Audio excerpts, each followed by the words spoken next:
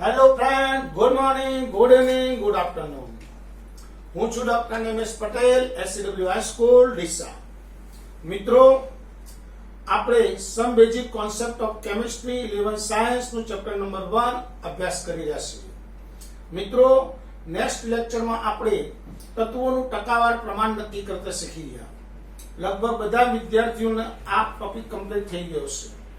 આપણે વચ્ચે પરમાણુય દળ, આણ્વીય દળ પણ ભણી લીધું. પણ પરમાણુય દળમાં ઘણીવાર સરેરાશ પરમાણુય દળ લેવું પડે.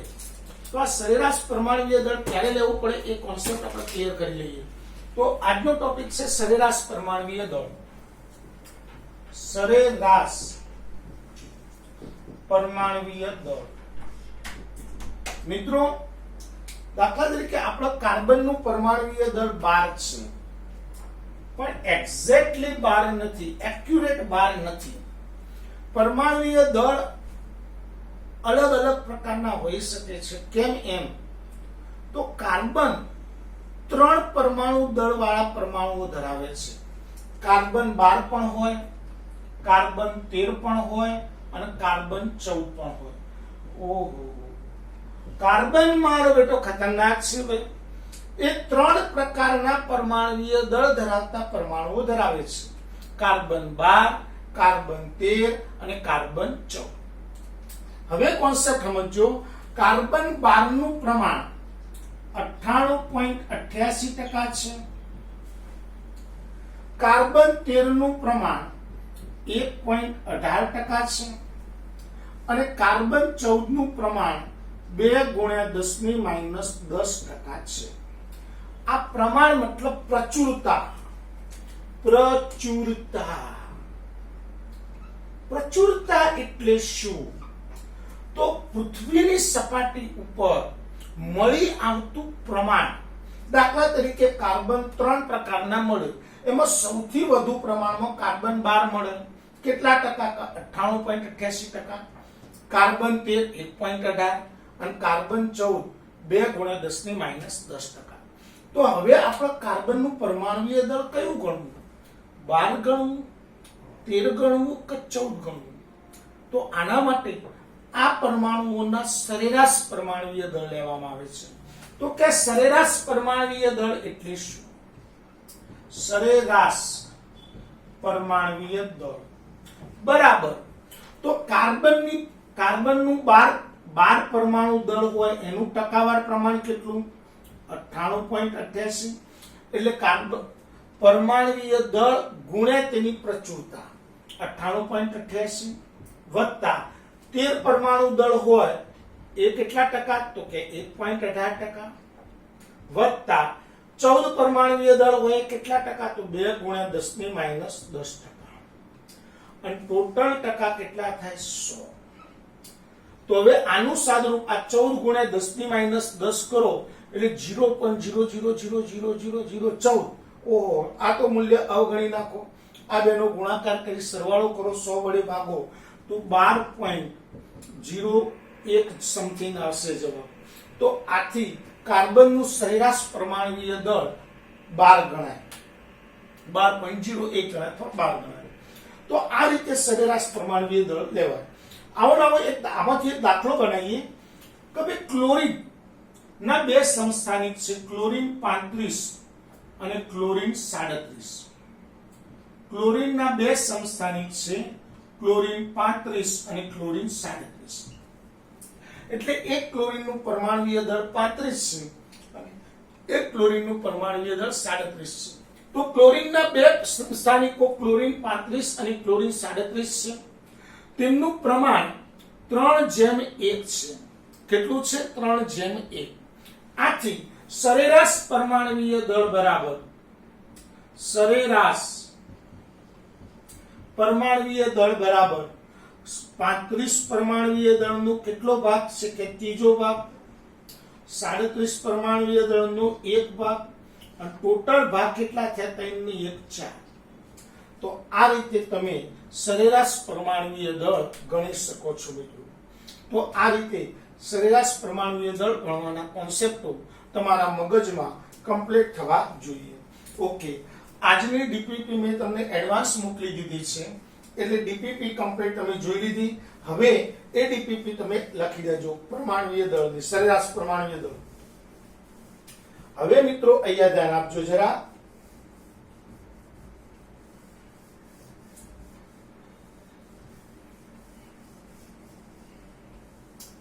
આજે બીજો કોન્સેપ્ટ ભણીએ છીએ તત્વ યોગમિતીય પ્રમાણ.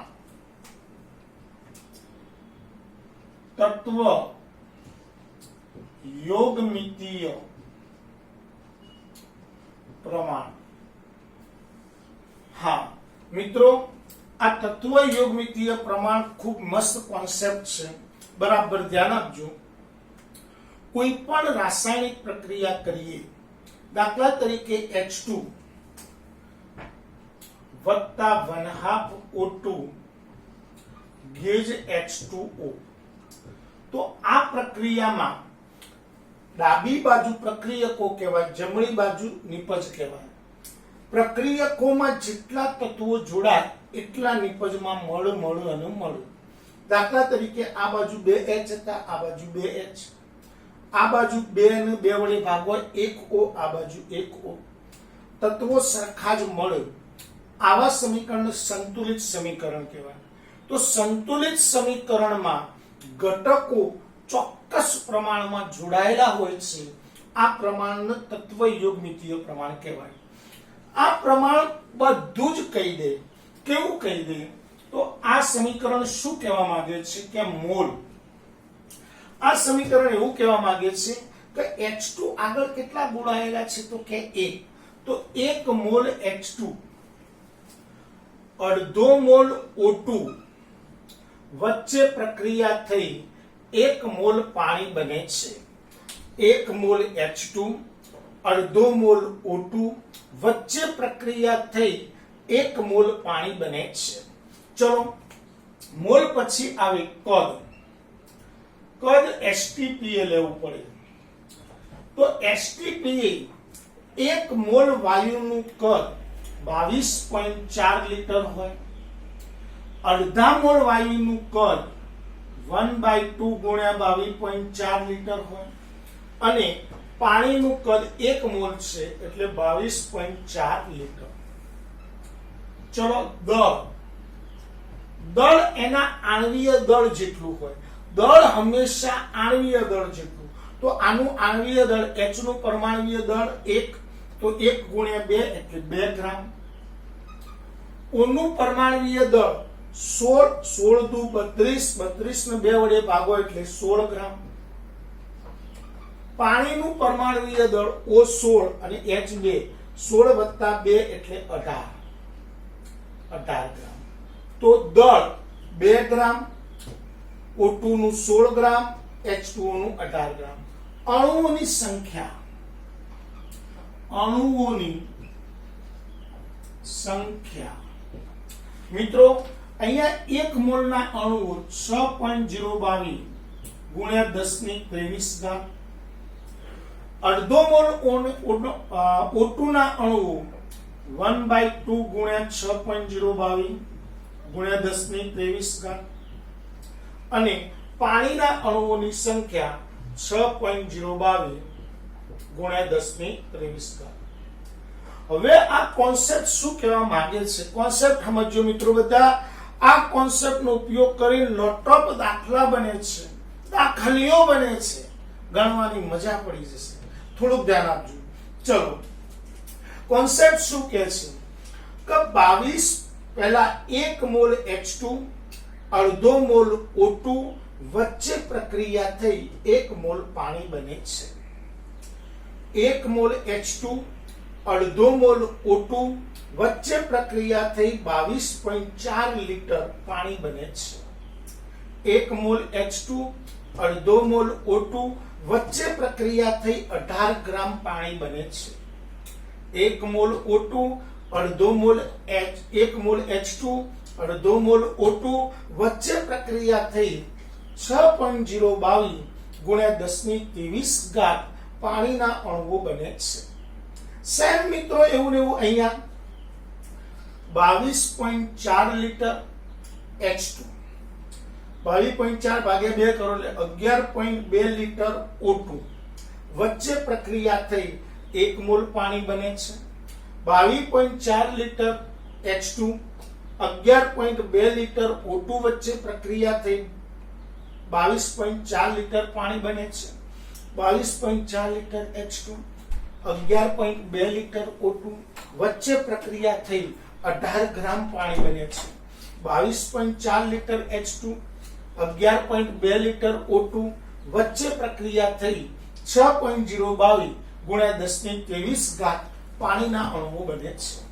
સેમ એવું ને એવું 2 ગ્રામ H2, 16 ગ્રામ O2 વચ્ચે પ્રક્રિયા થઈ 6.022 ગુણ્યા 10⁻23 પાણીના અણુઓ બને છે. તો મિત્રો આ કોન્સેપ્ટનો ઉપયોગ કરી તમને લોટ ઓફ દાખલા પૂછાય. તો આપણે થોડી થોડી દાખલા લઈએ. ચલો તમને આવું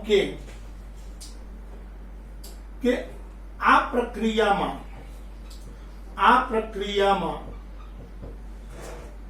2 લિટર H2 વપરાય તો કેટલા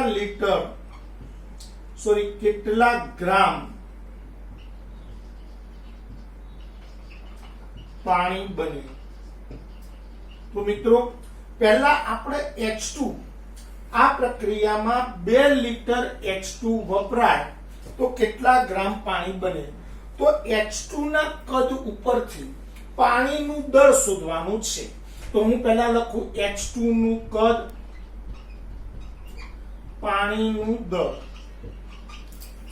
ચલો H2 નું કદ આ પ્રક્રિયા ઉપરથી કેટલું થાય તો કે 22.4 લિટર. તો 22.4 લિટર પાણીનું H2 નું કદ હોય તો પાણીનું દળ પ્રક્રિયા ઉપરથી કેટલું હોય તો કે 18 ગ્રામ પાણી બને. તો આપણે કેટલા લિટર તો 2 લિટર એ કેટલા તો 2 ગુણ્યા 18 ભાગ્યા 22.4, 18 દૂ 36 ભાગ્યા 22.4, 1 પોઈન્ટ સમથિંગ બને. તો આ રીતે આવા દાખલા લોટ ઓફ પૂછાય મિત્રો. આપણે જુદી જુદી પ્રક્રિયાઓ લઈ 5-6 પ્રકારના દાખલા ગણીએ. જરા ધ્યાન આપજો, બહુ મજા આવશે.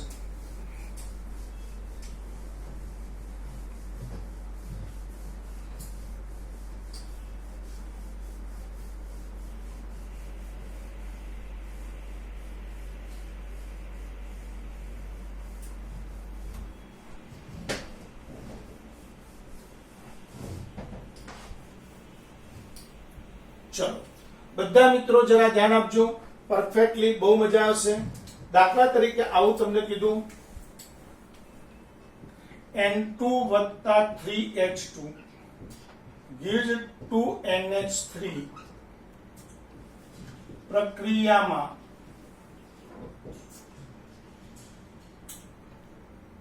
2.8 ગ્રામ N2 વપરાય. ફરીથી એકવાર N2 + 3H2 gives 2NH3 પ્રક્રિયામાં 2.8 ગ્રામ N2 વપરાય તો કેટલા લિટર H2 વપરાશે અને કેટલા ગ્રામ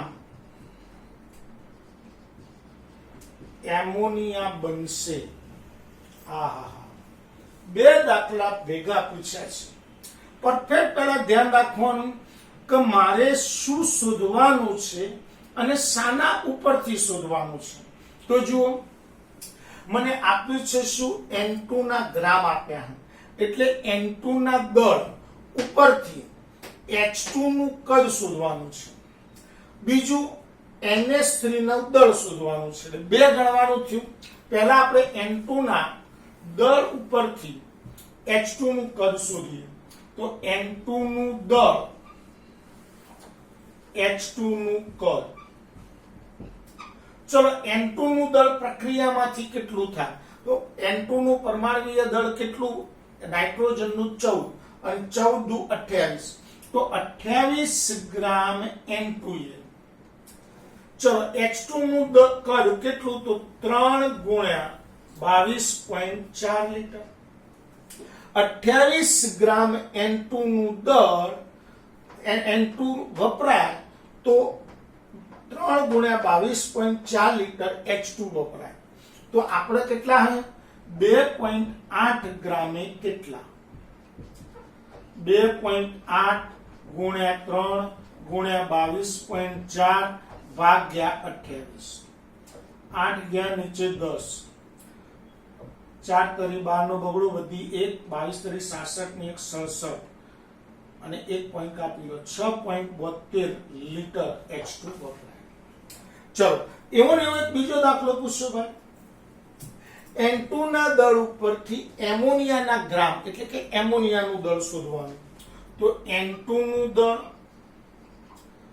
એમોનિયાનું દળ NH3 નું દળ ચલો N2 નું દળ કેટલું થાય તો પરમાણ્વીય દળ એનું 28 ગ્રામ N2 વપરાય તો એમોનિયા 14 3 17 17 દૂધ 34 ગ્રામ એમોનિયા બને તો 2.8 ગ્રામે કેટલા ચલો 2.8 ગુણ્યા 34 ભાગ્યા 28 એક પોઈન્ટ કાપી નાખીએ 3.4 ગ્રામ એમોનિયા બને તો મિત્રો પ્રક્રિયામાં આપી હોય પ્રક્રિયામાંથી જે આપ્યું હોય એના ઉપરથી જે શોધવાનું હોય એ બે લખી દેવાના પછી પ્રક્રિયા ઉપરથી એક કદનું દળ જે આપેલું હોય એ શોધતા આવડવું જોઈએ ચલો એવો ને એવો બીજો દાખલો લખીએ જરા આનો સ્ક્રીનશોટ લઈ લેજો ચલો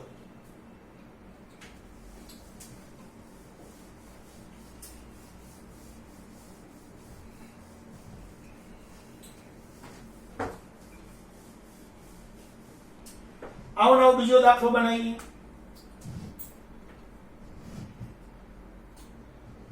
Mg વત્તા O2 gives MgO અહીંયા 2 મૂકી દઈએ સમીકરણ સંતુલિત હવે હું કહું કે આ પ્રક્રિયામાં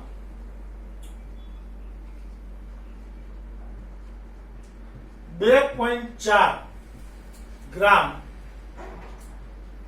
Mg વપરાય તો O2 કેટલા લીટર વપરાય અને MgO ના કેટલા અણુઓ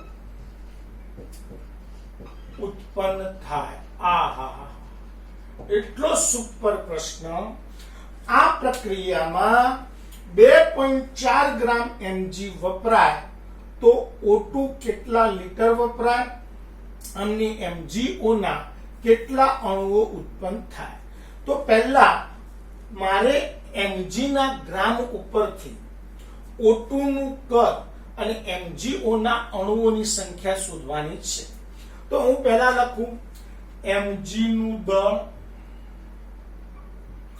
O2 નું કદ શોધવું હોય તો O2 નું કદ ચલો પ્રક્રિયા ઉપરથી ગણીએ ચલો Mg નું પરમાણ્વીય દળ 24 દુ 48 ગ્રામ Mg વપરાય તો O2 કેટલા 1 મોલ એટલે કેટલા લીટર 22.4 લીટર O2 બને તો 2.4 ગ્રામ O2 વપરાય તો કેટલા લીટર બને ચલો 2.4 ગુણ્યા 22.4 ભાગ્યા 48 આ 24 માંથી નીચે 10 મૂકી દઈએ 24 દુ 48 11.2 1 પોઈન્ટ કાપો 1.12 લીટર O2 વપરાય ચલો બીજો પ્રશ્ન માંગ્યો છે Mg ના દળ ઉપરથી Mg ના ઓના અણુઓની સંખ્યા શોધવાની તો આપણે લખીએ Mg નું દળ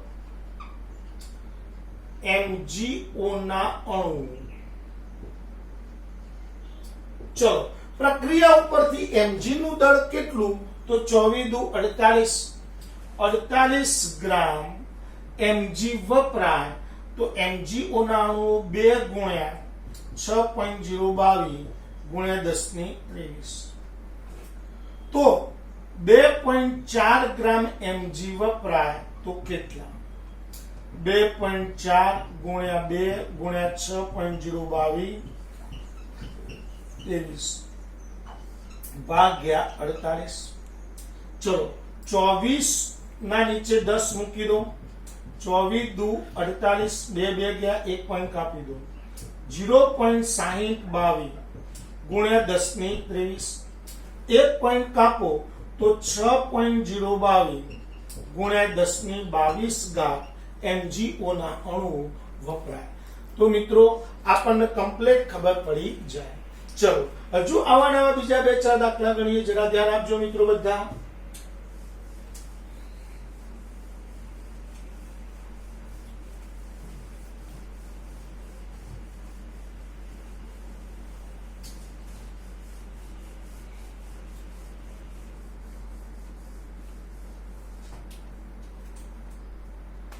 चलो C वत्ता O2 ગેજ CO2 પ્રક્રિયામાં 4.4 ગ્રામ CO2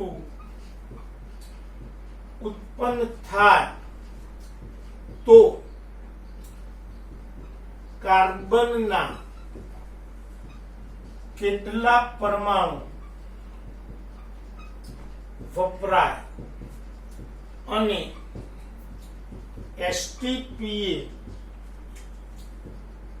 કેટલા લીટર O2 વપરાય.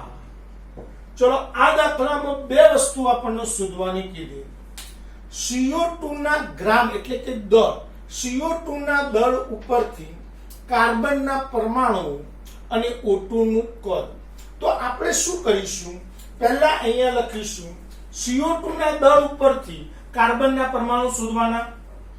CO2 નું દળ, કાર્બનના પરમાણુ.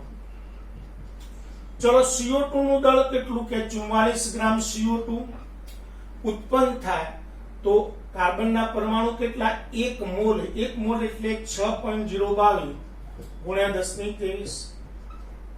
તો કેટલા ગ્રામ છે, 4.4 ગ્રામે કેટલા, 4.4 ગુણ્યા 6.022 ગુણ્યા 10 ની 23 ભાગ્યા 44. પોઈન્ટ કાઢો નીચે 10, 44 ગયા, 0.6022 ગુણ્યા 10 ની 23, 1 પોઈન્ટ કાપી નાખો, 6.022 ગુણ્યા 10 ની 22 ઘાત કાર્બનના પરમાણુ વપરાય. એ જ રીતે CO2 ના દળ ઉપરથી O2 નું કદ શોધવું છે તો આપણે શું પદ મૂકીશું, જરા ધ્યાન આપજો બધા. CO2 નું દળ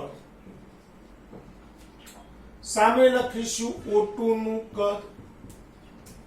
ચલો ભાઈ CO2 કેટલા ગ્રામ, 44 ગ્રામ હોય તો O2 કેટલા લીટર બને કે 22.4 લીટર, એટલે 22.4 લીટર વપરાય. તો 44 ગ્રામે 22.4 તો 4.4 ગ્રામે કેટલા, 4.4 ગુણ્યા 22.4 ભાગ્યા 44. જ્યાં નીચે 10, 1 પોઈન્ટ કાપી લો, 2.24 લીટર O2 વપરાય. તો મિત્રો આપણને આ તત્વયોમિતિનો કોન્સેપ્ટ કહેવાય. આવા લોટ ઓફ દાખલા બની શકે. હું તમને 5 દાખલા આપું છું, એ તમારે ઘરેથી ગણવાના છે. આ સિવાય મેં તમને એક પહેલેથી પેમ્ફલેટ આપી દીધું છે આપણા 11 સાયન્સ SCW ના ગ્રુપમાં. તો એ પેમ્ફલેટ પહેલા સરેરાશ પરમાણુય દળ અને તત્વયુગ્મિતિયમાં જેટલા ટોપિક આપેલા છે, જેટલા દાખલા ગણી આપે એ પહેલા ફ્લેટ ચોપડામાં લખી દેજો. અને પછી આ જે હું તમને 5 દાખલા આપું એ ગણી દેવાના છે, એના જવાબ કાલે લાવવાના છે. તો એ 5 દાખલા હું જે આપું રકમો એ જરા લખી દો.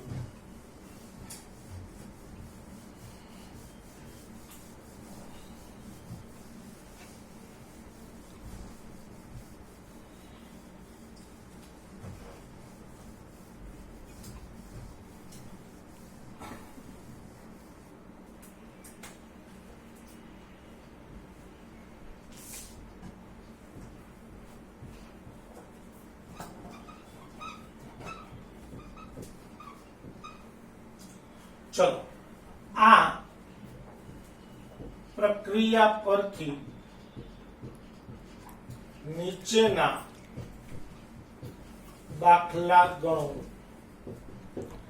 લખો 1. એસટીપી 5 લીટર O2 વપરાય. 5 લીટર O2 વપરાય તો કેટલા ગ્રામ CO2 બને? 2. 18 ગ્રામ પાણી ઉત્પન્ન થાય તો કેટલા ગ્રામ મિથેન વપરાયો ગણાય અથવા મિથેન વપરાયો હશે?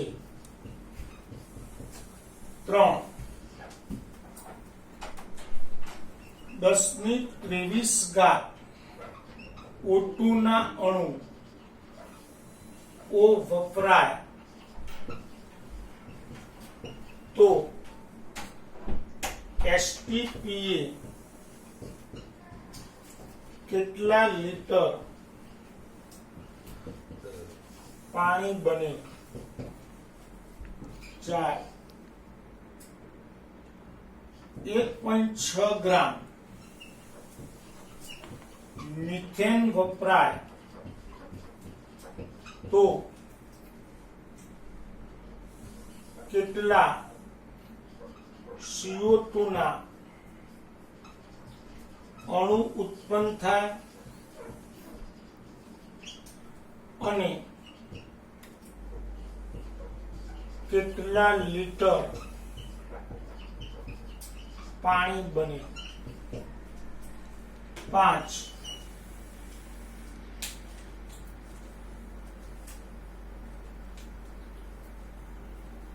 10 લીટર પાણી બને તો કેટલા ગ્રામ મિથેન વપરાય? મિત્રો, આ રકમ તમે લખી દેજો અથવા એનો સ્ક્રીનશોટ તમે પાડી લો. ઓકે, સ્ક્રીનશોટ પડી ગયો? હા. હવે દરેક મિત્રો બરાબર ધ્યાનથી સાંભળો. તમારે ફેર ચોપડામાં આ જે મેં ડીપીપી મોકલી એ લખી દેવાની છે બધા મિત્રોને, અને સાથે સાથે આ દાખલા કમ્પ્લીટ ગણી લેવાના છે. આજે લેક્ચર આટલા સુધી રાખીશું. જય હિન્દ, જય ભારત.